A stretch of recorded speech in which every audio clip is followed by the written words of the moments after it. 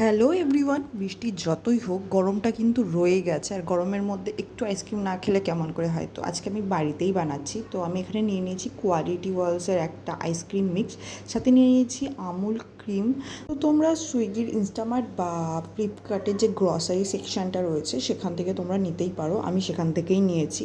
আর লোকালে পাওয়া যাবে কি না সেটা আমি ঠিক বলতে পারছি না, বাট আমি কিন্তু এই দুটো জায়গার থেকে এই জিনিসগুলো নিয়েছি। এগুলো দেখতে বেশ পাউডারি মিক্স টাইপের, আর করতে একটুও খাটনি নেই। তো এখানে আমি নিয়ে নিয়েছিলাম গরম দুধ, তার মধ্যে আমি পরিমাণ মিক্স অ্যাড করে আমি ভালো করে মিক্সিং করে নিচ্ছি। তারপর এর মধ্যে আমি পরিমাণ মতো ইউজ করব চিনি, আর দেওয়ার পর আমি এটাকে আবার জাল দিয়ে নেবো যতক্ষণ না এটা ঘন হচ্ছে। দেখতেই পাচ্ছ, ঘন হওয়ার পর এটা ঠিক এই ধরনের মনে হবে। তোমরা চাইলে এর থেকেও বেশি ঘন করতে পারো, তো আমি এতটাই করেছি।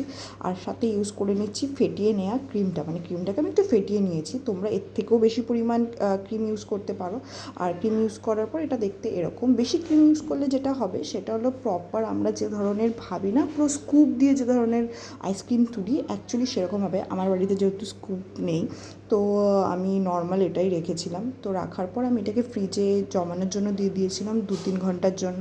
আর জমানোর পর এটা দেখতে ঠিক এরকম হচ্ছিল। আর তারপর আমি এটাকে সার্ভ করে নিয়েছিলাম। তো আমি এটার উপরে আবার কনসিডার মিল্ক দিয়েছিলাম। তোমরা চাইলে অন্য রকম কিছু দিয়ে গার্নিশ করতে পারো। তো কেমন লাগলো অবশ্যই জানিও।